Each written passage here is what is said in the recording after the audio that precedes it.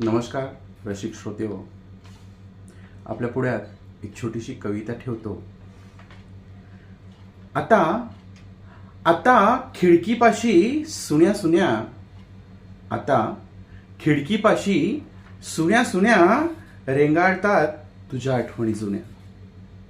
आता त्या खिडकीपाशी सुन्या सुन्या रेंगाळतात तुझ्या आठवणी जुन्या.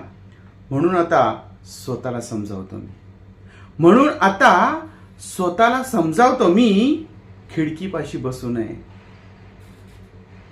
म्हणून आता स्वतःला समजावतो मी, त्या खिडकीपाशी बसू नये. आठवणी हसवत येतात तेव्हा, तुझ्या आठवणी हसवत येतात तेव्हा, खरंच खोटं खोटं हसू नये, खरंच खोटं खोटं हसू नये. थँक्यू.